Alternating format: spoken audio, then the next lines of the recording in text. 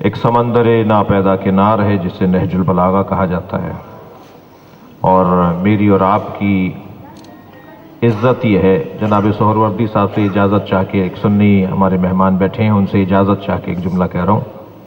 میری اور آپ کی عزت یہ ہے کہ نہج البلاغہ بھی شیعہ ہے،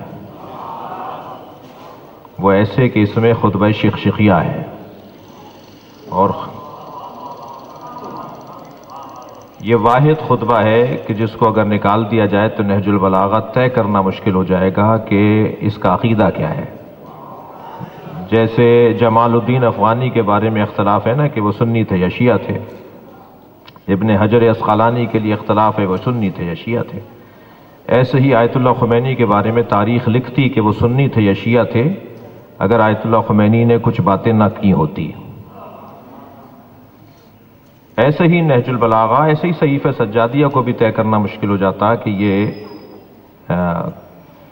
امام نے ہر دعا میں ہر چند جملوں کے بعد وہ صلوات پڑھ کر دعا کا حصہ بنا دیا جو آپ اور ہم پڑھتے ہیں، تاکہ یہ کہیں جانے نہ پائے۔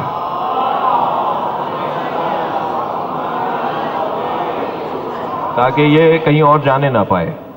اسی طرح نہج البلاغہ میں مولا کا خطبہ شخشقیہ جس میں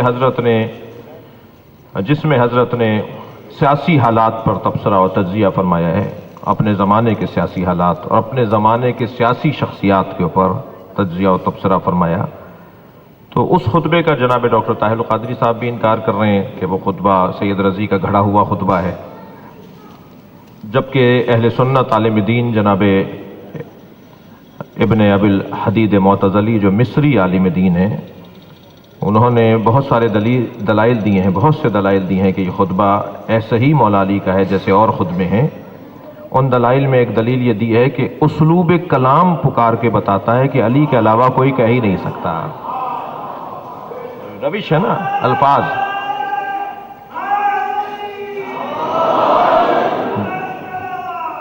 اللہم صل علی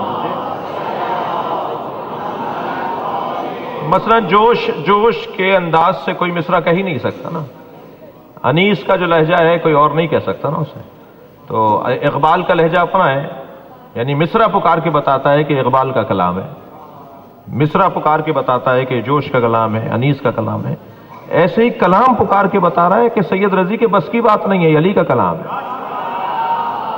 سید رضی کے تو اور کلام بھی ہے نا، سید رضی نے کوئی ایسا تو نہیں، سید رضی کے تو خطبے ہیں، سید رضی کے کلام ہیں، سید رضی کے سارے کلام اس کلام کے ساتھ جوڑ کے دیکھ لیجئے جڑ ہی نہیں رہا، لیکن علی کے اور کلاموں کے ساتھ کلام خطبہ شخشقیہ کو جوڑ کے دیکھ لیجئے، کلام پکار کے بتا رہا ہے کہ علی کا کلام ہے۔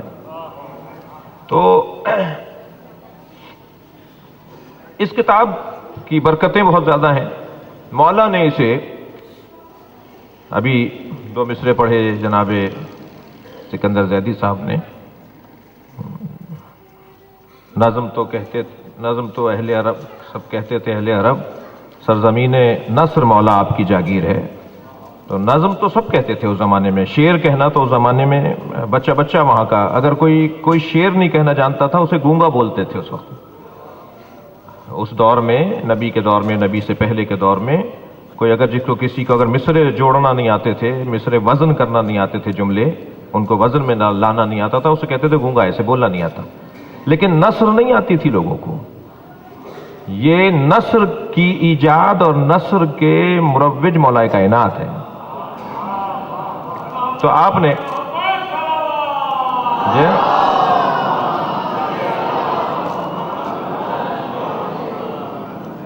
حضرت نے اپنے علم کو، اپنی معرفت کو فن میں ڈھال دیا، اس کو آرٹ بنا دیا، لہذا آج نہج البلاغہ غیر شیعہ ہی نہیں بلکہ غیر مسلم بھی پڑھ رہے ہیں، مختلف عالمی یونیورسٹیز کے اندر نہج البلاغہ پہ پی ایچ ڈی کی جا رہی ہے جی، اور مختلف عناوین پر پی ایچ ڈی نہج البلاغہ سے کیا جا رہا ہے۔ تو ایک بہت بڑا علمی ذخیرہ اور ایک بہت بڑا سمندر ہے جو ہمیں نصیب ہے، اور ہم اس کو یعنی کم سے کم میرے سنی بھائی مجھے یہ اجازت دیں گے کہ کم سے کم لکھنے والا یعنی جمع کرنے والا تو شیعہ مجتہد تھا، اس میں تو کوئی دو باتیں نہیں ہیں جی، یعنی حضرت سید رضی رحمت اللہ علیہ یہ ایک شیعہ عالم دین تھے کہ جنہوں نے مولا کے کلام کو جمع کر کے نہج البلاغہ اس کا نام دے دیا. اور نقن صاحب کا بڑا حسین جملہ ہے. شاہ صاحب نقن صاحب فرماتے ہیں کہ نہج البلاغہ علم علی کا نام نہیں ہے، نہج البلاغہ کشکول سید رضی کا نام ہے. مولا علی کے دروازے سے جو انہیں بھیک مل گئی اس کا نام نہج البلاغہ رکھ دیا ہے.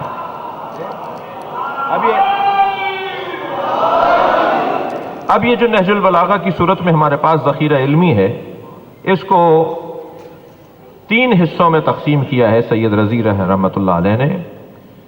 پہلا حصہ اس کا مولا کے خطبات پر مشتمل ہے، دوسرا حصہ اس کا مولا کے خطوط پر مشتمل ہے، اور تیسرا حصہ اس کا کلمات قصار، مختصر اور جامع مکمل جملے، جو پوری بات ہو رہی ہو، بات مکمل ہو رہی ہو اور بات جامع ہو رہی ہو، ان الفاظ کو کلمات قصار کے عنوان سے ہم یاد کرتے ہیں. اس کا نام بھی یہی دیا گیا ہے. تو حضرت کے جو کلمات قصار ہیں وہ 480 ہیں نہج البلاغہ میں. 480 کی تعداد میں کلمات قصار ہیں جو آخر میں ہیں. پھر درمیان میں خطوط ہیں جو 79 ہیں حضرت کے خطوط ہیں، اور 241 حضرت کے خطبات ہیں. 241 خطبات ہیں اس نہج البلاغہ کے اندر. پہلے کلمات قصار، پھر حضرت کے خطوط اور پھر حضرت کے خطبات. ہمیں نہج البلاغہ پڑھنے کے لیے اول سے آخر نہیں پڑھنا چاہیے بلکہ آخر سے اول پڑھنا چاہیے.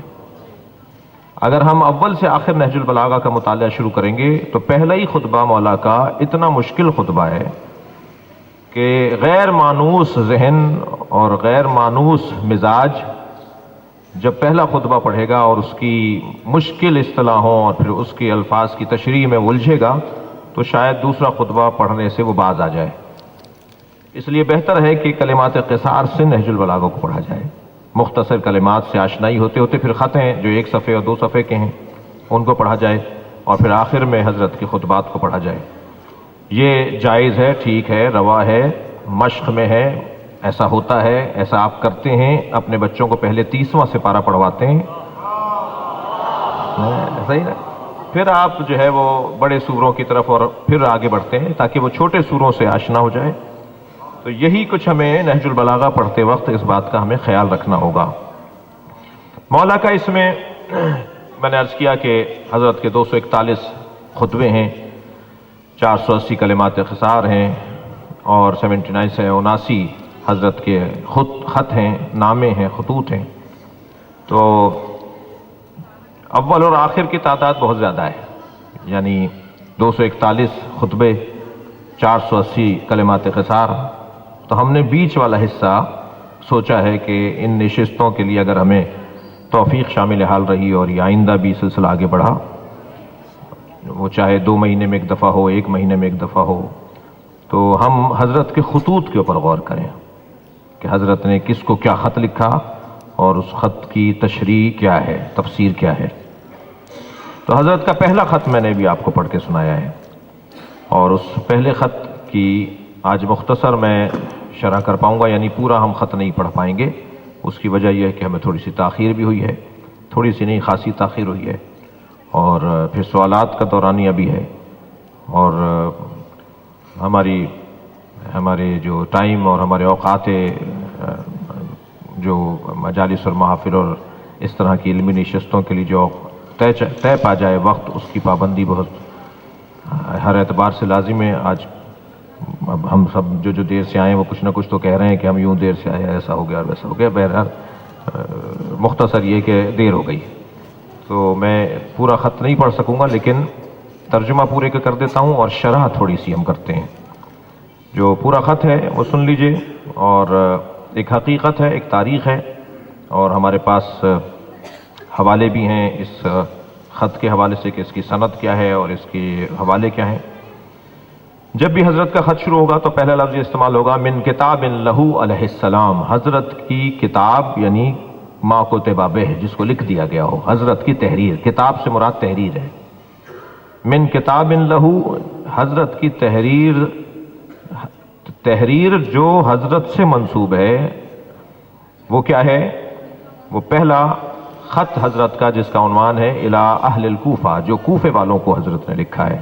نہج البلاغہ میں موجود پہلا خط حضرت کا وہ ہے جو حضرت نے اپنی ظاہری حکومت اور خلافت کے فوراً بعد جب قتل حضرت عثمان کے مسئلے کو اٹھایا گیا اور جمل کی تیاریاں شروع ہوئیں، تو حضرت نے جو کوفے والوں کو خط لکھا ہے وہ نہج البلاغہ میں پہلا خط ہے۔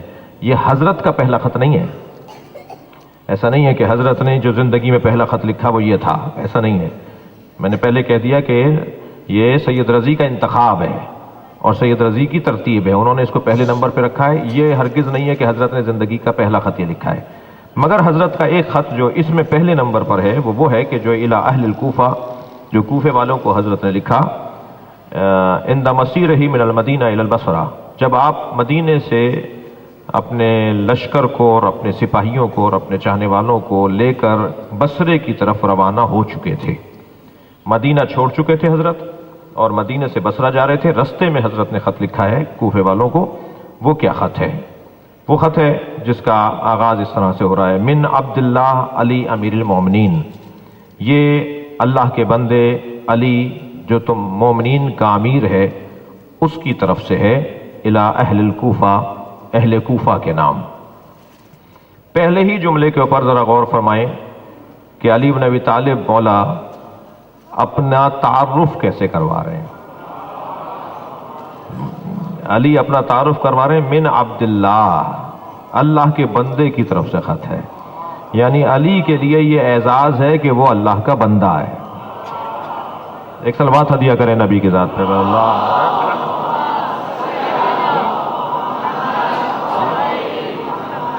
فرما رہے ہیں من عبداللہ علی۔ اب یہاں علماء کرام تشریف فرما ہیں، اور کیونکہ یہ عربی کی عبارت کے اوپر ہم غور کر رہے ہیں تو اس کے صرف و نحو کے اوپر غور کبھی تھوڑا تھوڑا سا کر لینے میں عیب نہیں ہے۔ من عبداللہ، اللہ کے بندے کی طرف سے ہے جو علی ہے، یعنی علی اس کا گویا عبداللہ کی تفسیر ہے کہ کون عبداللہ؟ علی عبداللہ۔ اور پھر فرما رہے ہیں امیر المومنین، وہ علی جو مومنین کا امیر ہے۔ اپنے ہاتھ سے، اپنے قلم سے اپنے آپ کو امیر المومنین کہنا یہ علی کے علاوہ کسی اور کو جچتا نہیں ہے، حق ہے۔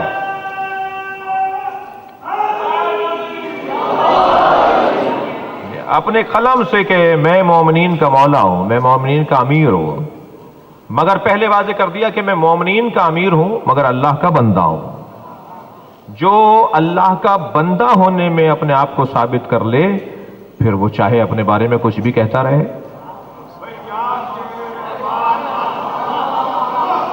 اس کا نفس اس کے قابو میں ہے نا۔ یعنی بحث یہ ہے کہ اپنے منہ سے اپنی تعریف کیسے؟ تو اگر میں اپنے ایمان کو اور اپنے کردار کو اور اپنی بندگی کو محفوظ کر لوں پھر لوگ میری تعریف کریں تو نہ ان کی تعریف سے میں صحت مند ہوں گا، اور میں اگر اپنے منہ سے اپنی تعریف کروں گا تو یہ خود پسندی اور خود ستائش نہیں ہوگی، ایک حقیقت حال ہوگا، ایک واقعیت ہوگی، ایک حقیقت ہوگی جو میں اپنے زبان سے بیان کر رہا ہوں۔ یہ مولا کا پیغام ہے۔ اس کے اندر کہا جاتا ہے نا کہ جی علم مومن کی کھوئی ہوئی شے ہے، الحکمت ضالۃ المومن اینما وجدہا اخذہا، علم اور حکمت مومن کی کھوئی ہوئی شے ہے، جہاں سے ملے وہاں سے لے لو۔ تو بعض دوست کہتے ہیں کہ جی نہ روکو کہ فلاں کی تقریر نہ سنو، فلاں کے درس میں نہ جاؤ، فلاں کی کلاس میں نہ جاؤ، فلاں مدرسے میں نہ جاؤ، فلاں اسکول میں نہ جاؤ۔ جی کیوں آپ روک رہے ہیں؟ علم تو مومن کی کھوئی ہوئی شے ہے، جہاں سے ملے لے لو۔ تو ہم یہی جواب دیتے ہیں نا، پہلے مومن ہو جاؤ پھر جاؤ جہاں سے لے لو، پہلے اپنے ایمان کو پختہ کر لو۔ اگر میرا ایمان ہی پختہ نہیں ہے تو میں تو بہکوں گا نا، میں تو الجھوں گا۔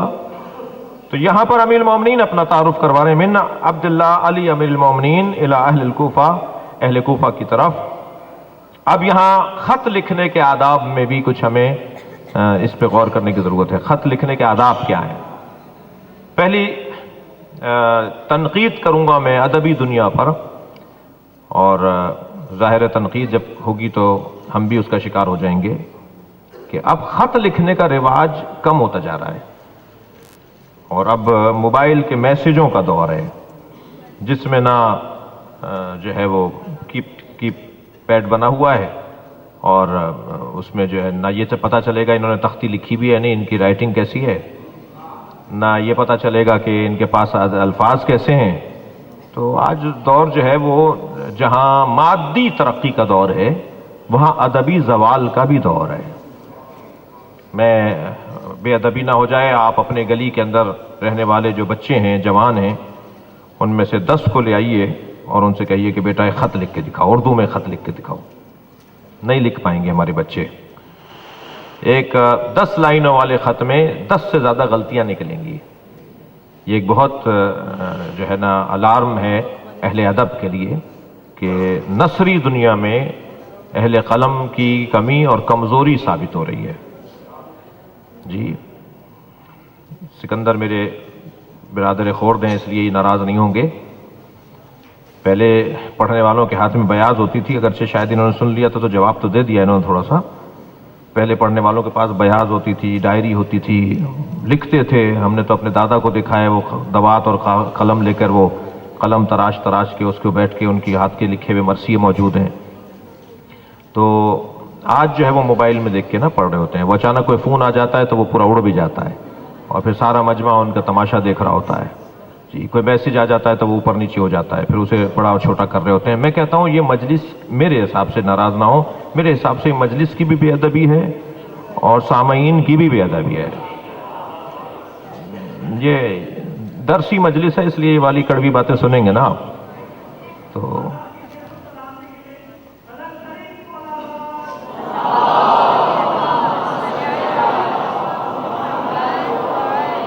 آداب خط لکھنے کے حوالے سے بھی ادیبوں کو، اور یہاں غازی عباس ٹرسٹ نے یہ ارادہ کیا ہے کہ یہاں شعبے بنائے جائیں گے اس حوالے سے، ادبی حوالے سے، اور کچھ کام ہوگا انشاءاللہ۔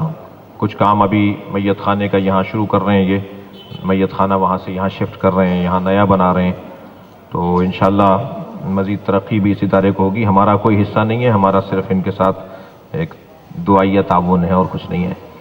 تو حضرت کیا فرما رہے ہیں؟ اب دیکھیے، پہلے تو حضرت نے اپنا تعارف کروایا، اور پھر جس کو مخاطب کر رہے ہیں، یعنی جو حضرت کا مخاطب ہے، اس کے بارے میں یہ رواج تھا اس زمانے میں اور ادب کا حصہ ہے کہ پہلے آپ بھی تو بتائیں کہ آپ اسے مثلا میں میر صاحب کو خط لکھ رہا ہوں فرض کیجئے، تو میں اپنے خط میں اس بات کا اظہار کروں کہ میں میر صاحب کو کیا مانتا ہوں۔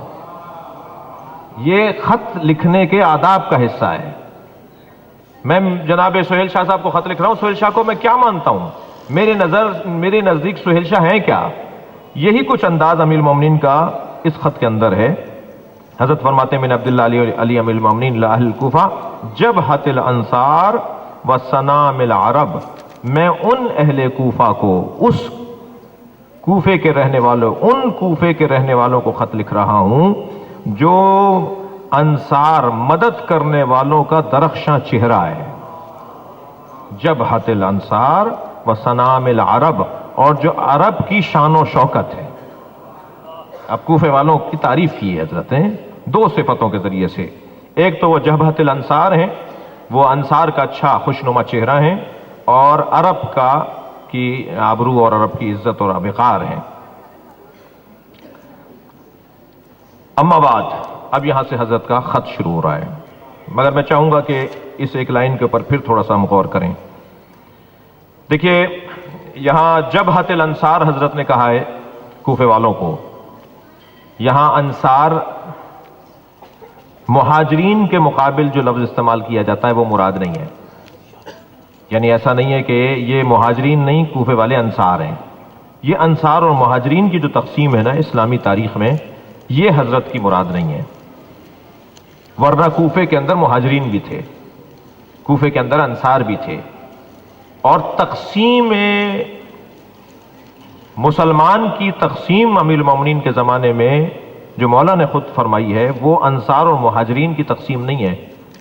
3 حصوں میں تقسیم کیا ہے امیر المومنین نے اپنے زمانے کے لوگوں کو، یعنی نبی کے بعد کے لوگوں کو، نبی کے زمانے کے لوگوں کو۔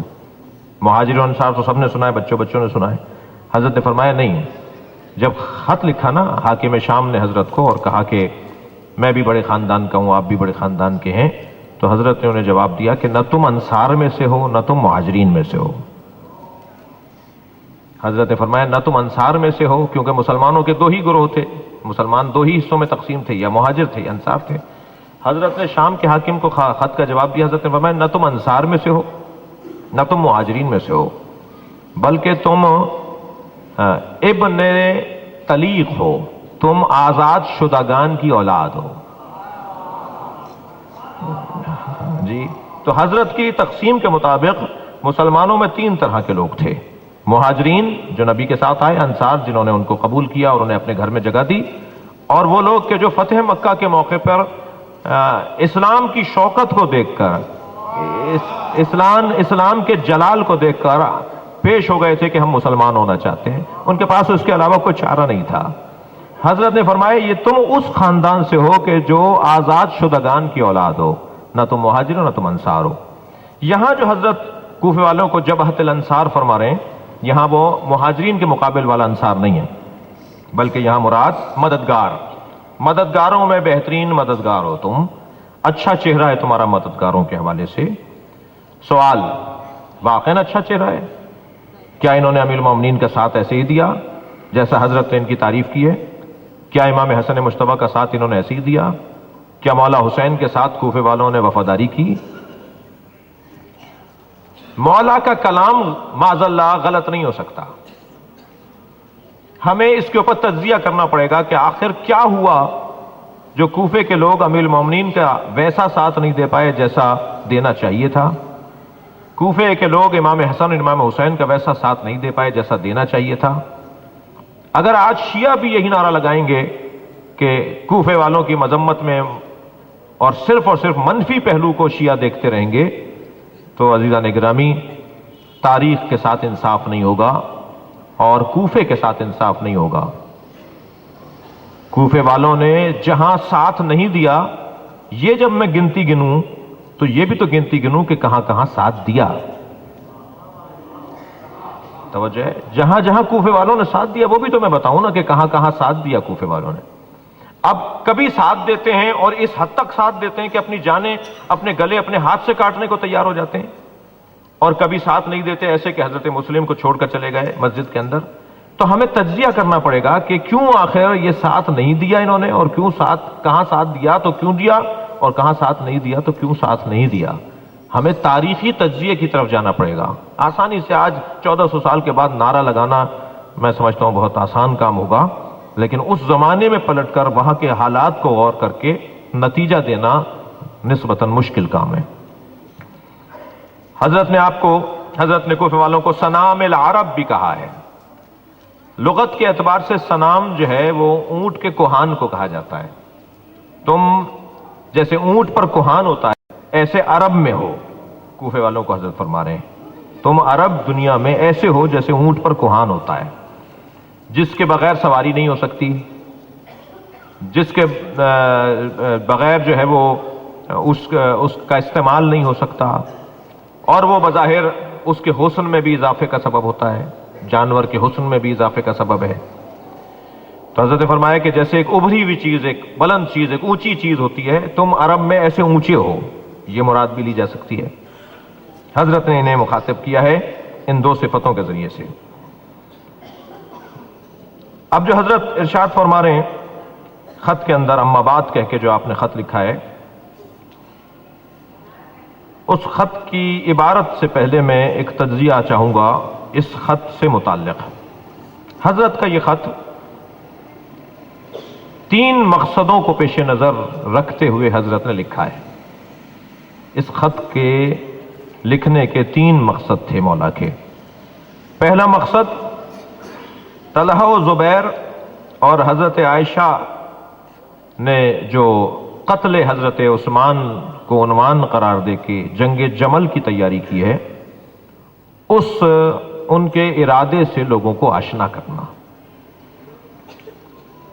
جس میں آگے چل کے حضرت خود فرما رہے ہیں کہ یہ دونوں اور بیوی یہ تو خود پسند نہیں کرتے تھے حضرت عثمان کو۔ یہ جو کچھ حضرت عثمان کے ساتھ ہوا اس میں ان دونوں شخصیات کا سب سے زیادہ حصہ ہے۔ خود حضرت عائشہ کا حضرت عثمان کے قتل کے حوالے سے سب سے زیادہ حصہ ہے۔ پردہ آویزہ کروا کے مسجد میں آپ نے اپنی کرسی لگوائی اور آپ نے نبی کے نالینوں کو اپنے ہاتھ میں اٹھا کر نبی کا مرثیہ پڑھا حضرت عائشہ نے، اور فرمایا کہ ابھی تو نبی کی نالین بھی ٹوٹی نہیں ہے، ابھی تو نبی کی نالین بھی خراب نہیں ہوئی، اور حضرت عثمان کی طرف اشارہ کر کے کہا کہ اس نے تو نبی کی سنتوں کو بدل دیا، اس نے تو دین تبدیل کر دیا۔ اور وہ جو ایک ماحول بنا ہوا تھا بصرے کے اور کوفے کے لوگ آئے ہوئے تھے بغاوت اور شکایت کرنے کے لیے، شکایت لے کر آئے تھے، امیر المومنین حضرت عثمان کے پاس گئے اور کہا کہ ان کی شکایتیں بجا ہیں، یہ صحیح کہہ رہے ہیں، ان کے ساتھ زیادتی ہو رہی ہے بصرے کے اندر اور مختلف علاقوں کے اندر۔ تو حضرت کے کہنے پہ حضرت عثمان نے بصرے کے گورنر کی معزولی کا خط لکھ دیا، وہ خط انہی کے حوالے کر دیا جو شکایت لے کر آئے تھے، طے بھی یہی تھا۔ پھر ان سے وہ واپس لے لیا گیا، پھر اسے دوبارہ لکھنے میں تاخیر کی جانے لگی، پھر بالآخر کہا کہ ہم نے معزولی کا خط بھیج دیا ہے، اور ان کے سامنے وہ خط بھیجا گیا، اور وہ اس خط کی بنیاد پر جب وہاں سے روانہ ہوئے تو پھر ایک اور قاصد بھیجا گیا کہ جو اس خط کے جانے کے فوراً بعد وہ خط پہنچائے اور کہے کہ وہ پہلا والا خط باطل ہے اور یہ والا خط صحیح ہے۔ یہ سارا کام کیا گیا۔ اس بندے کو جو خط منسوخ کرنے کے لیے لے جا رہا تھا اسے رستے میں پکڑ لیا گیا، اس کی سرائی سے پلاسٹک میں کسی ایسے موم جامہ ہوا وہ خط پانی میں سے نکلا جو در حقیقت کیے گئے وعدے کے خلاف تھا۔ یہاں سے وہ بغاوت اور جان پکڑ گئی، اور یہ سارے لوگ پھر مدینے میں آ گئے اور انہوں نے گھیراؤ کر لیا دارالحکومت کا، دارالامارہ کا، اور بات یہاں تک پہنچی کہ اب ہم جو ہے وہ خود خلیفہ سے بات کریں گے، ہم مروان سے بات نہیں کریں گے جو ان کا وزیر اعظم تھا، ان کا داماد بھی تھا وہ۔ اور بات یہاں تک پہنچی کہ بلوہ بڑھنے لگا۔ ایک نبی کے معمر صحابی نے خطبہ ارشاد فرمایا اس مجمع میں کھڑے ہو کر، تو انہیں ایک تیر مار دیا گیا، انہیں وہاں شہید کر دیا گیا۔ پھر طلحہ و زبیر کے خطابات مسلسل جاری تھے، اور اس میں اضافہ ہو رہا تھا ان کے خطبوں کے ذریعے سے، اس ماحول کو گرما رہے تھے وہ اپنے خطبوں کے ذریعے۔ پھر انتہا کر دی، انتہا ہو گئی اس ماحول کی گرماہٹ میں، یعنی وہ بالکل آگ میں تبدیل ہو گیا، وہ ایک لاوا بن کے ابلنے لگا جب حضرت عائشہ نے خطبہ دے دیا۔ اس پورے ماحول کے اندر جو کئی دن تک یہ عمل جاری رہا، اس میں امیر المومنین کا کردار کیا تھا؟ امیر المومنین خود فرما رہے ہیں اس خط کے اندر کہ میرا کردار ایسا تھا کہ میں ان کی شکایتیں سن کے ان کے پاس جاتا تھا اور ان کی مجبوریوں کو ان کے سامنے بیان کرتا تھا۔ میں ان مطالبہ کرنے والوں کی مشکلات سے بھی آگاہ اور آشنا اور مقر اور معترف تھا، اور ادھر بننے والے ماحول سے بھی خوفزدہ تھا کہ اگر ایسا قتل ہو گیا تو پھر بدامنی انتہا کو پہنچے گی کہ جب حکمران، حاکم، وزیر اعظم، صدر مملکت ہی مار دیا جائے مثلاً، تو پھر عام لوگوں کی امنیت کو کیا کہیں گے، عوام کی امنیت کو کیا کہیں گے، رعیت کی امنیت کو کیا کہیں گے۔ حضرت فرمانے لگے میں اس کیفیت میں تھا، اور میں جب لوگ عثمان ابن عفان کے بارے میں بات کرتے تھے تو میں ان کی صحیح بات پر بھی خاموشی اختیار اس لیے کرتا تھا کہ اگر میں نے حتی سر کے اشارے سے ان کی بات کی تائید بھی کر دی، میں نے سر کے اشارے سے اور آنکھوں کے اشارے سے بھی اگر ان کی بات کی تائید کر دی تو ان کے غصے میں اضافہ ہو جائے گا کہ علی نے بھی ہماری بات کو مان لیا۔ لہذا میں اس کیفیت میں تھا کہ میں ایک بڑے فتنے سے بچنے کے لیے ادھر میں اصلاح بھی چاہتا تھا، ادھر اس ماحول کو بھی میں پسند نہیں کر رہا تھا کہ جو ماحول بن چکا تھا۔ ایسی کیفیت میں اسے جا کے سمجھاتا تھا، وہ میری بات مان لیتا تھا، اور پھر کچھ دیر کے بعد پھر اپنی بات سے پھر جاتا تھا۔ یہ کیفیت تھی حضرت فرما رہے ہیں اس وقت میں۔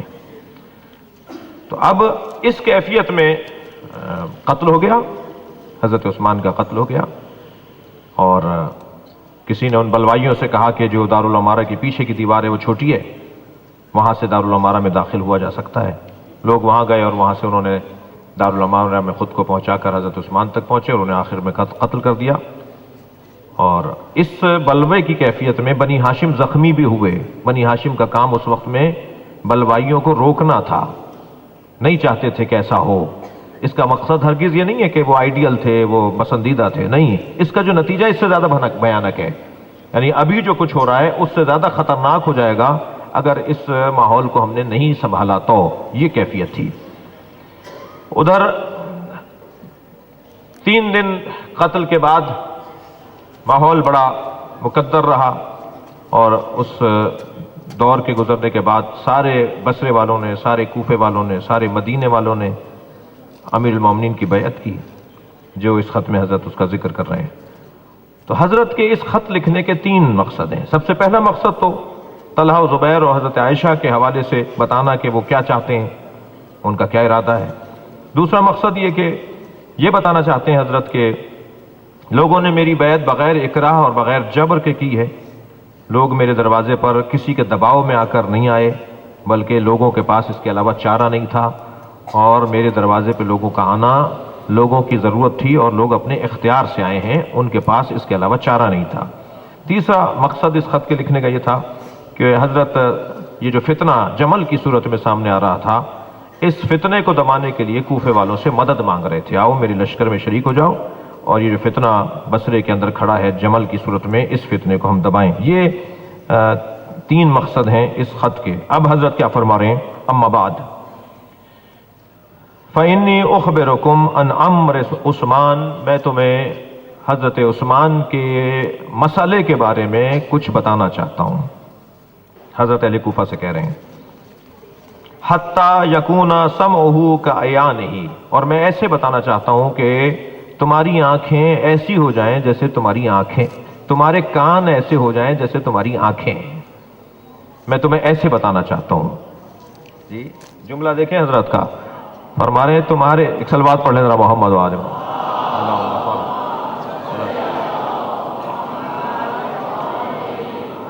فرما رہے ہیں میں تمہیں امر عثمان کے بارے میں اس انداز سے بتانا چاہ رہا ہوں کہ حتی یکون سمعہ کعیانہ، تمہاری سماعت تمہاری بصارت کی طرح ہو جائے، تمہارا سننا ایسا ہو جائے جیسے گویا تم اپنی آنکھوں سے دیکھ رہے ہو۔ ان الناس طعنوا علیہ، بتحقیق لوگوں نے ان پر طعن و تشنیع، احتجاج اور بلوا کھڑا کیا۔ کن پر؟ حضرت عثمان پر۔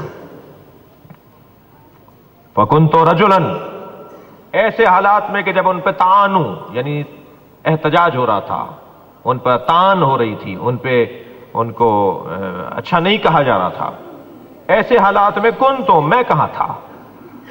فرماتے ہیں کنتو رجلا، میں ایک ایسا شخص تھا، من المہاجرین، جو مہاجرین میں سے ہے، ایک ایسا مہاجرین کا فرد تھا، اکثر استطابہ و اقل اتابہ، جو میں احتجاج کرنے والوں کا درد بھی رکھتا تھا اور اس کے نتیجے میں آنے والی مصیبت کا احساس بھی رکھتا تھا۔ میں یہ بھی دیکھ رہا تھا، یہ بھی مانتا تھا کہ جو اعتراض ہو رہا ہے وہ بجا ہو رہا ہے، اور میں یہ بھی دیکھ رہا تھا کہ اس ماحول کا جو نتیجہ نکلے گا وہ نتیجہ اسلام اور مسلمانوں کے لیے اچھا نہیں ہے۔ میں ایسا رجل تھا، میں ایک ایسا شخص تھا اس ماحول کے اندر۔ وَكَانَ طَلْحَةُ وَالزُّبَيْرُ، اور طلحہ و زبیر کیسے تھے؟ یہ آج جو قتل عثمان کا، حضرت عثمان کا کرتا لے کر ان کے قتل کا بدلہ لینے کے لیے جنگ کو گرم کر رہے ہیں، ان کے بارے میں بھی تو سنو کہ وہ کیسے تھے۔ کانا طلحۃ و زبیر اہون سیرہما فی الوجیف، ان لوگوں کا حال یہ تھا کہ یہ در حقیقت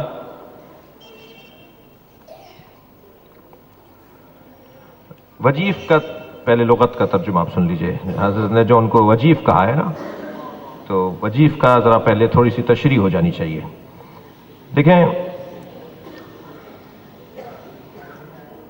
جب اونٹ بہت تیز دوڑ رہا ہو نا اور اس کے دوڑنے سے خوف آ رہا ہو تو اس کیفیت کو وجیف کہتے ہیں۔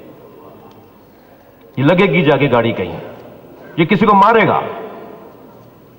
ہوتا ہے بعض جوان ہوتے ہیں تیز رفتار گاڑی چلا رہے ہوتے ہیں، اسپیڈ بریکر بھی انہیں نظر نہیں آ رہا ہوتا جی، اور رستے میں پیدل چلتے ہوئے لوگ بھی نظر نہیں آ رہے ہوتے، وہ گاڑی بہت بعض اوقات، اکثر اوقات آپ نے دیکھا ہوگا کہ وہ بہت پیچ و خم کے ساتھ گاڑی کو دوڑا رہے ہوتے ہیں، اس منظر کو دیکھ کر کیا لوگوں کو ہو رہا ہوتا ہے؟ کہتے ہیں یہ مارے گا کسی کو، یہ کوئی حادثہ ہوگا، یہ حادثہ تیار ہے، دیکھو آگے کیا ہو رہا ہے۔ حضرت فرمایا ان دونوں کا یہ حال تھا، یہ اتنا تیز دوڑ رہے تھے اس مسئلے کے اندر۔ یہ حقیقت ہے کہ بصرے والوں کے ساتھ زیادتی ہو رہی تھی، یہ حقیقت ہے کہ اس دور کے اندر دو بڑی کمزوریاں تھیں اس حکومت کی، توجہ چاہوں گا، اس حکومت کی دو بڑی کمزوریاں تھیں۔ ایک بڑی کمزوری تو یہ تھی کہ اموال کی تقسیم غیر عادلانہ تھی، اموال کی تقسیم غیر عادلانہ تھی، یہ میرا ہے، یہ اپنا ہے، یہ میرا ہے، یہ تمہارا ہے، یا اس کا ہمارا کیا مطلب، اس کو دے دو جیسا ہے بس تھوڑا بہت۔ تقسیم اموال غیر عادلانہ تھی۔ اور دوسرا مسئلہ یہ تھا کہ نااہل لوگوں کو ذمہ داریاں سونپی جا رہی تھیں۔ یہ بندہ اس کرسی کا ہے ہی نہیں، یہ بندہ اس منصب کا نہیں ہے، یہ بندہ آپ کا دوست ضرور ہوگا، یہ بندہ آپ کا رشتہ دار ضرور ہوگا، مگر یہ وزیر داخلہ لگنے کے قابل نہیں ہے، یہ وزیر خارجہ لگنے کے قابل نہیں ہے، یہ وزیر خزانہ لگنے کے قابل نہیں ہے، یہ جج بننے کے قابل نہیں ہے، اسے چیف جسٹس نہیں بناؤ، اسے چیف آف آرمی اسٹاف نہیں بناؤ، مثلا مثال دے رہا ہوں۔ یعنی دو طرح کی بڑی کمزوریاں تھیں اس دور کے اندر، ایک تقسیم اموال کا غیر عادلانہ ہونا، دوسرا نااہل لوگوں کو ذمہ داریاں دینا۔ حضرت فرما رہے ہیں کہ یہ ٹھیک ہے کہ اس دور کے اندر یہ حالات تھے، مگر یہ طلحہ و زبیر جو آج جنگ جمل کو تیار کر کے بیٹھے ہیں، یہ تو اس اونٹ کی طرح تھے کہ جو جب دوڑتا ہے تیز رفتاری کے ساتھ تو اسے دیکھ دیکھ کے لوگ خوف کھا رہے ہوتے ہیں کہ یہ کسی کو مارے گا۔ کانا طلحہ و زبیر احون سیرہما فی الوجیف وارفق ہدائہما العنیف، اور ان دونوں کی کیفیت یہ تھی کہ جیسے بفرے ہوئے اونٹ کو روکنے کے لیے جو آوازیں لگائی جاتی ہیں، وہ اتنی زیادہ بفرے ہوئے اونٹ کو سنبھالنے کے لیے جو آوازیں لگائی جاتی ہیں وہ اتنی زیادہ لگائی جاتی ہیں، اتنی زیادہ لگانی پڑتی ہیں، اتنا زیادہ بولنا پڑتا ہے کہ بولنے والے تھک تھک کے پیچھے ہٹتے ہیں کہ مجھ سے نہیں، میری آواز کو نہیں مان رہا ہوں۔ پھر دوسرے بندے جاتے ہیں، گلے بیٹھ جاتے ہیں لوگوں کو اونٹ کو رام کرنے کے لیے۔ حضرت فرمائے ان کا تو یہ حال تھا، بڑھاوا دینے میں، بھڑکاوا دینے میں، لوگوں کو اکسانے میں، یہ تو اس حد تک آگے جا چکے تھے۔ سنیں اب ذرا، وَكَانَ مِنْ عَائِشَةَ فِيهِ فَلْتَةُ غَضَبٍ، اور حضرت عائشہ کے بارے میں کیا کہہ رہے ہو، وہ تو غصے کا انگارہ ہو چکی تھیں، وہ تو غصے میں ایک انگارے کی طرح ہو چکی تھیں، اتنی آپ غصے میں تھیں حضرت عائشہ۔ اور اس کا نتیجہ کیا نکلا؟ اس کا نتیجہ نکلا فَأُتِيهُ لَهُ قَوْمٌ فَقَتَلُوهُ، لوگ بھڑک اٹھے ان دونوں اور حضرت کی وجہ سے، لوگ بھڑک اٹھے اور اتنے بھڑکے فَقَتَلُوهُ، مار ڈالا۔ جو میں ڈر رہا تھا جس چیز سے، جو میں نہیں چاہتا تھا کہ ایسا ہو، وہ ہو گیا۔ فَبَايَعَ النَّاسَ، اور اس کے بعد لوگوں نے میری بیعت کی۔ یہ خط لکھ رہے ہیں حضرت، لوگوں نے میری بیعت کی، غیر مستکرہین، وہ بیعت کرنے والے مستکرہ نہیں تھے، جبر سے نہیں کر رہے تھے ایسا، ولا مجبرین، جبر سے نہیں کر رہے تھے، کراہت سے نہیں کر رہے تھے، بل طائعین مخیرین، بلکہ وہ دل سے کام کر رہے تھے، اپنے اختیار سے ایسا کر رہے تھے۔ میری بیعت کی گئی، اور جب میری بیعت کر لی گئی تو پھر یہ اسی حضرت عثمان، انہی حضرت عثمان کے قتل کا مجھ سے بدلہ مانگ رہے ہیں، جنہیں قتل ان کی تقریروں نے کروایا، جن کا قتل ان کے بیانات کی وجہ سے ہوا، اب یہ مجھ سے ان کے قتل کا بدلہ مانگ رہے ہیں اور جنگ تیار کیے بیٹھے ہیں۔ وَعْلَمُوا أَنَّ دَارَ الْحِجْرَةَ قَدْ قَلَعَتْ بِأَهْلِهَا، اے اہل کوفہ جان لو کہ دار الہجرہ یعنی مدینہ، دار الہجرہ جب بھی کہا جائے گا، میں اپنے بچوں سے کہہ رہا ہوں، تو دار الہجرہ سے مراد مدینہ ہے۔ جان لو کہ دار الہجرہ قد قلعت بأہلہا، اس نے اپنے اہل کو باہر نکال کے پھینک دیا ہے، یعنی لوگ اب میرے ساتھ جہاد کے لیے جا رہے ہیں۔ وقلعوا بہا، انہیں اکھاڑ پھینکا ہے انہوں نے۔ وجاشت جیش المرجل، اور آمادہ دستے کی طرح وہ لوگ باہر نکلے ہیں۔ وقامت الفتنۃ علی قطب، اور فتنہ اپنے عروج پر ہے، فتنہ اپنے عروج پر ہے۔ فاسرعوا الی امیرکم، جلدی کرو اپنے امیر کی جانب آنے میں۔ وبادروا جہاد عدوکم، اور جلدی کرو دشمن سے لڑنے کے حوالے سے، انشاءاللہ عز و جل۔ والسلام امیر المومنین۔ یہ مولا کا خط اور اس کا ترجمہ شرح میں کسی حد تک کر پایا ہوں اور کسی حد تک اس کی شرح نہیں ہوئی ہے. انشاءاللہ آئندہ کی نشست میں اسی خطبے کے اوپر ہم غور کریں گے. اور ایک جملہ میں آئندہ کی نشست کے لیے آپ کو دے رہا ہوں تاکہ میرے مضمون کا ربط رہے. نبی مکرم کی رحلت کے بعد دو طرح کے واقعات سامنے آئے.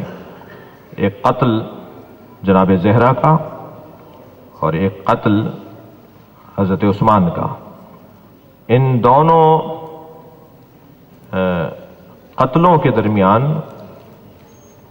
آگے چل کے ایک ربط بنتا ہے، یعنی کربلا میں جا کے ایک ربط بنتا ہے جو میں آپ سے عرض کروں گا آئندہ کی نشست میں.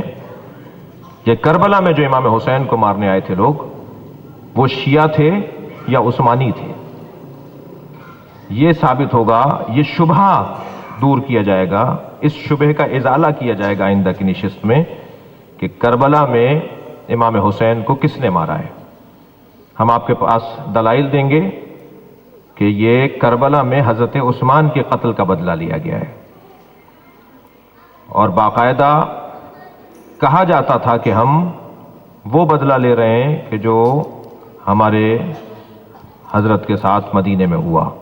تو اس سے روشن ہو جائے گی یہ بات، اس سے روشن کریں گے ہم یہ بات کہ کربلا میں مارنے والے امام حسین کو شیعہ نہیں تھے، بلکہ ان کا مسلک وہی تھا جو جس مسلک کے مطابق حضرت عثمان تیسرے خلیفہ ہیں. ایک صلوات پڑھ لیں محمد علیہ.